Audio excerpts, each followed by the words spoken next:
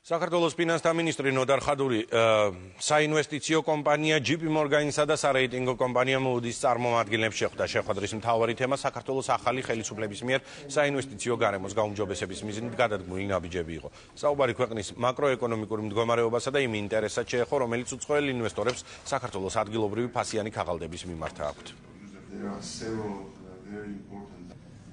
მნიშვნელოვანია, რომ სოფლიო ბანკი ადასტურებს იმას, რომ საქართველოს მთავრობა ახორციელებს სწორ ეკონომიკურ პოლიტიკას და იბზადა დახმარება გააგრძელოს საქართველოსთვის. ეს არის ის შემთხვევა და მადლობა გმირს, რომ არა ერთადერთი და არა გამონაკლისი, როდესაც საინვესტიციო ბანკების და საქართველოს მთავრობის პოზიცია აბსოლუტურად იდენტურია მათი ხედვები ჩვენს ხედვებთან, პრიორიტეტები და მე ვფიქრობ, რომ საკმაოდ საინტერესო პროექტების განხორციელება შეიძლება ევროპის საინვესტიციო ბანკთან ერთად. ჩვენი მიზანი არის, რომ ქვეყნის საკრედიტო რეიტინგი გაუმჯობესდეს, გადავიდეს ის საინვესტიციო დიაპაზონში, სადაც უკვე ქვეყნისთვის შესაძლებელი იქნება IAF-ის საკრედიტო რესურსების მოზიდვა უცხოეთიდან და ვფიქრობთ, რომ ეს არის ერთ-ერთი უმნიშვნელოვანესი ამოცანა ჩვენთვის. ეს ვიზიტი ვფიქრობთ, რომ ძალიან დადებითად წაადგება ქვეყნის ეკონომიკის განვითარებას უახლოეს მომავალში.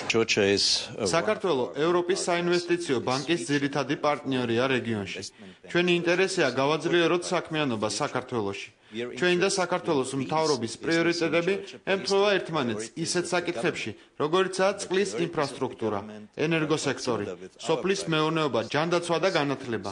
იმედი მაქვს, რომ მალე შევძლებთ კონკრეტული საინვესტიციო ხელშეკრულების გაფორმებას ამ მიმართულებით. საინვესტიციო ბანკის თანამშრომლობა საქართველოსთან მომავალშიც გაგრძელდება.